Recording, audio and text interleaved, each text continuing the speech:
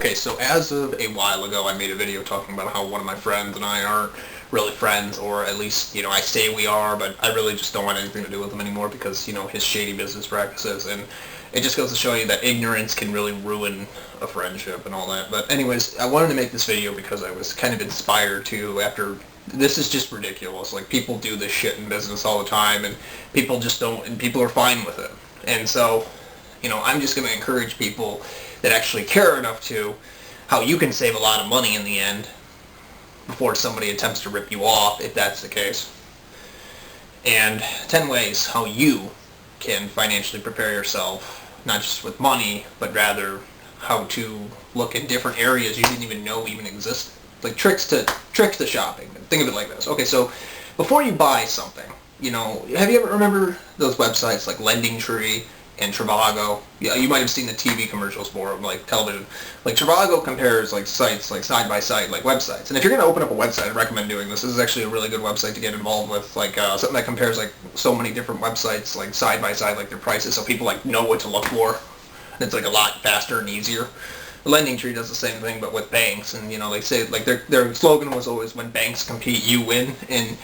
And that same idea applies to like even video games. Like for example, like the video games are top of the line. So if you want to, before you shop for something, it's always better to look at where you can get them at. Go on Amazon, compare websites, like take a look at all the inventories that are submitted, from the lowest to the highest price, and you can buy something for a cheap price or a higher price, and then resell if you want. But but because of or you go to eBay and you can look at sold listings. Maybe eBay is not always the best choice, but. But sometimes, but before you buy something, kind of get a good price range, what you're going to be spending, and really ask yourself if you really want to wait, or if you want to look at statistics, like when the prices go down. And just do this with just anything in general, any website that's selling this, any person that's selling this, really ask yourself, is it worth that price before somebody goes ahead and buys it? But, the next question you want to ask yourself is not just the price itself, but what comes with it, the condition it's in. So like number 2 is, if you're looking for like a video game, like I'll give you an example. If you go to GameStop, this would be a really good example. Make sure before you buy it, you might have to waste the time to still go out there and ask them and say, hey, what condition is this in? Really look at the game, ask them, say, hey, is this what the game comes with? And they say, oh yeah, it does. But they might be lying to keep their sales up, because if they don't sell so much, especially with the Circle of Life program that GameStop's now going to be implementing, if people don't meet certain quotas, they're fired. There's the door. It's really stupid how companies have to lie just to keep their job. The upper management can do all these illegal things, and it's the employees that have to deal with this shit. Kind of like, people starting a war with another country, but it's always the people that have to fight for it instead of the people that start this shit. Kind of ironic. I'll give you another example. Like for example, video games as far as software goes, not just hardware. Okay, look at the Nintendo Switch. Here's a good example: $300 just for the consoles, the games, the software that comes with it. Is it worth $300 and still counting? It's debatable. But but then it's like you could do another thing is you could just wait until the product comes out, which is 3 in this case. You wait until the product comes out and let the prices fall down. If you don't choose to buy something now, wait for the prices to drop and then just try to find it somewhere else cheaper. So that way you don't get ripped off. Because again, if it's cheaper and it's in very good condition, you'd be surprised that, you'd be surprised you could get it cheaper. And there's not really much of a loss there, because if you have a lot of money saved up, you can buy it cheap. And if you buy it cheap, assuming it's not really expensive, but it's in very good condition, you can't go wrong there, so that's a good thing. But another thing you can do that is actually really interesting before you buy something is, double check the reviews of the company themselves, like feedback, and especially if you shop online. True story, the biggest mistake I made was there was a guy on Amazon I was shopping from. I bought these generic Super Nintendo controllers. I bought 5 of them complete in box. 2 months go by, I never got them. Contacted Amazon, said, hey, this guy's a fraud, and they said, well, I'm sorry that, and they gave me my money back. And then I bought a couple Summonite, got Summonite 1 for the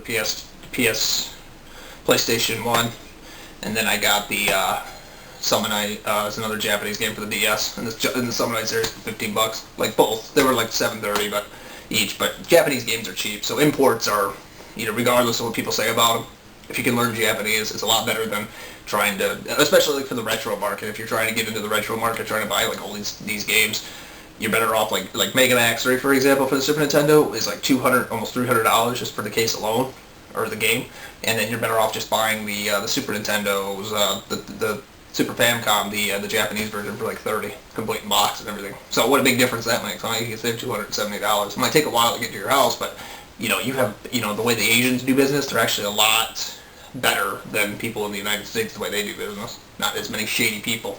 As ironic as some people might think that is, but it's true though. But, or you can just use ROMs and emulators, which are another story, but whether that's legal or not, depending on how you go about doing it, you'd be surprised. But number five is, number five I would recommend is that, not just double check your work, but, you could find a way to make more money. So that way if, the whole thing is about money and afraid of getting ripped off, well, you could always wait. You could just go out and buy something else cheap and then wait for it to come out. What I like to do, and then this is number 6, I like to, the order you buy your games in. So, for example, if you're a collector like I do, I write a list of the games that I have coming out, and I think to myself, okay, maybe take the newer games right now. They're obviously going to be $49.99. I think to myself, I'm like, well, okay, maybe I don't have to buy them now, but I don't plan on playing this right away. So what I do is I buy games that have already been out that I don't have, and then I just kind of swing my way around within a few years somehow and come back and get this game. Maybe it comes down in price, and then I play it because that way I can save money. Wait for it to come down in price because that's what will happen. And unless you want to absolutely play it now, then you kind of make yourself wonder, is it really worth that price? But there's people that are willing to pay that much money for it, and they probably would say, hey, this game is worth $200 or maybe not 200, but like $49.99, and then it comes down in price, and there you go. So that's really cool. I think another thing that'd be really interesting is that, number 7 in this case is to never sell your games in the first place. This is probably one of the biggest things that are, being a hoarder is what they call it. Not like a whore, like a W-H-O-R-E, but like a hoarder, like a H-O-A-R-D or something like that. I think that's how you spell it. Hoarder. Or something like that. H-O-R-D-E-R? Something like that. Anyways, what a hoarder is somebody who never sells their stuff. Somebody who is essentially greedy, keeps their stuff, but for all the good reasons. That's what I do. In this closet, I have a lot of stuff in there that I haven't sold, because what I had done is I've collected stuff over the years, and not just because of childhood memories, but if maybe now you buy a game and you think to yourself, okay, I'm never going to play this again. Well, maybe just hold on to it. Maybe later on you do, and then maybe you might regret it because, like retro games, for example, some of them have gone way up in price. I'll give you an example. Fire Emblem Path of Radiance for the GameCube was a game that was originally $5 to $20 back in the day with complete in box and all that. Now, just to get a complete in box with the manual is like almost $200, which is beyond ridiculous, but that is how they do it. And I gotta say, for Fire Emblem, that's probably the most expensive Fire Emblem game that I know of, at least. But I've played all the Fire Emblem games, and that's just ridiculous. But that's just the way it is, though. $300 almost just for that game, complete in box. Well, $200, but if you get it factory sealed, it's like $279, and it's kind of like, it's not, that's obviously a lot of money, but the Japanese version complete in box, I don't know what it goes for, but the Japanese version actually was a little bit different, and it's kind of weird because, like I said before, if you're going to buy a game that, the two versions just might be different languages, and they might be region locked, but if they're literally the exact same thing, again, I'll give you an example, Mega Man X3, the game itself on the Super Nintendo is the exact same game. It's in English at the same time. But it's funny, though, because you could buy the Japanese version for $30, and you could buy, which is Rockman X in this case. There's a few minor differences, but really the whole game, the text is in Japanese, sure, but the English portion is still there at the same time. You can still play the game and say like, okay, this is what this translates to and all this other crazy stuff. But it's really the same thing for the most part. It's not too out of the ordinary with Japanese, So the way I look at it, if you were to translate these, if you were to get these games, it would actually be a lot cheaper to get the cheaper version rather than the more expensive, because people like to price gouge. Okay, and another thing I recommend doing, and this is one of the best things you can do, even from a legal standpoint, is that you back your games up. Because when you back your games up, you don't have to, especially if you leave your discs out in the sun, for example, and they get warped, you don't have to buy them again. Some of these games are really expensive, and if you can track down a disc resurfacing machine, it's even better. These things are awesome, let me tell you. They can resurface a machine. You can take the disc, an actual disc, the layer thickness of them, and they can also be really good. Another thing, what I recommend doing is getting a hard drive, external or internal. They're both cheap, but if you can get an external hard drive, it's roughly in terabytes.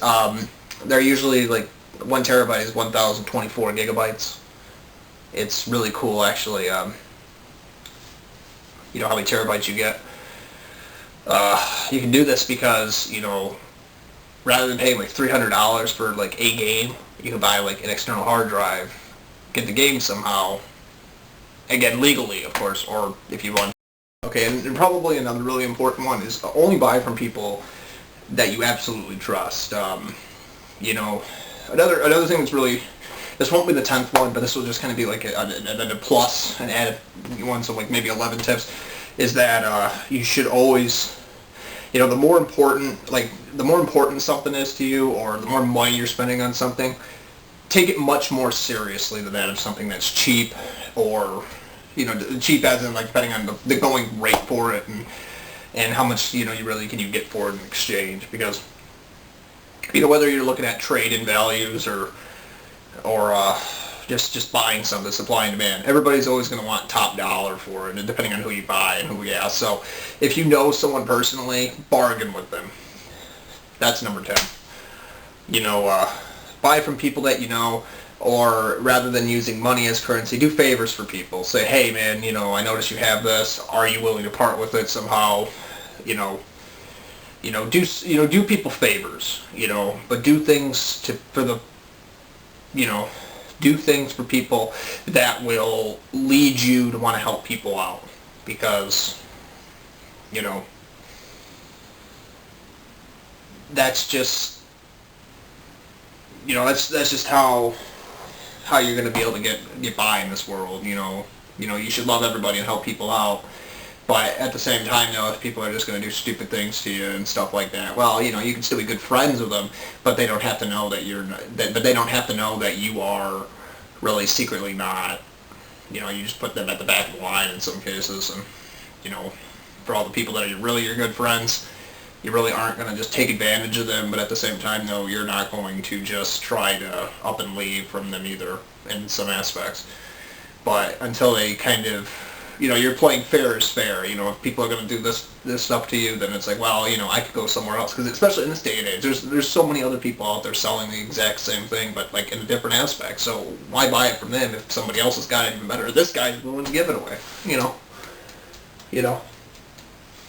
Everybody's got something, but at the same time, though, everybody's always looking for something too. If you could track down something specifically for somebody, maybe they'd be willing to say, hey man, I got one of these, would you happen to need it? You'd be surprised how that could work out for somebody. And I just think that'd be a good place to start, because, depending on what everybody's after, there's something's in the sky, there's a star. It's probably Venus. Fun fact, Venus is compared to Earth, because it's the closer planet to Earth compared to Mars, still far away, but because of how bright it is, you actually can see that first before you see all the other stars in the sky. It's actually really cool. It really is. But anyways, so, and another tip that I recommend is, if you can, make your own, without buying stuff, and I don't necessarily mean stealing, but I mean, try to find a way to get, not just bargain with people and trading stuff, like when you're actually doing this. But you know, find the, like, there are things out there that everybody wants, but at the same time though, you can get it, maybe not necessarily paying through, find a way to make more money. Like, in the sense that you're trying to sell, like, you can sell somebody something without actually paying for it, but like not in a, like, you're stealing it from somebody and trying to sell it. Like, I'll give you an example just so this sounds pretty straight to the point. You know, again, everybody wants to save money, but at the same time, though, that's the reason why people have to spend money to make money. And, you know, and if people had money, they could get anything they want because, you know, but if it's not the money, then it's holding people back. That maybe there's, like, maybe you go on eBay and, like, maybe people are asking something that's too much money and nobody wants to pay, like, $300. Like I said, I was willing to pay $300 for a copy of Mega Man X3 because I wanted that game because... And not to mention, I mean, everywhere else, I was finding it, like, really expensive and stuff like that. So, I mean, this, at least in this case, I was able to get it cheap. Really good condition. Here, I'll show it to you really fast. I think I got it. Yeah, here it is. Like, as you can see right here, it's, like, in really good condition. It's got the sleeve, the case, and all that. And, I mean, I got this. This is probably one of the rarest Super Nintendo games that you can get for the...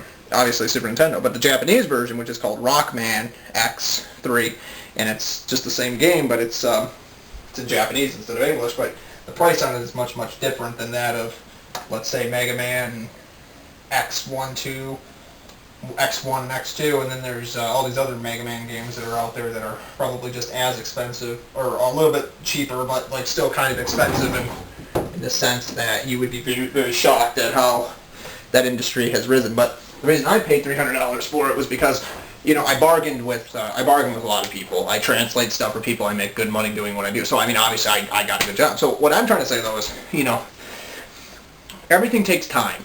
You know, everything, that's pretty much how life is. Everything is, like, pretty much a gamble.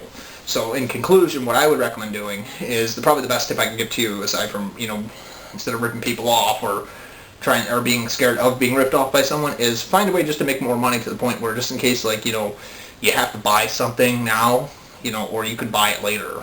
And again, if you do buy something off the internet and people haven't refunded you your money, contact eBay, contact Amazon, contact not just the seller, but contact the people that own the website, and, you know, sit down. Maybe one of their representatives will be able to help you out. Most likely they'll side with you because they always side with the seller rather than the buyer.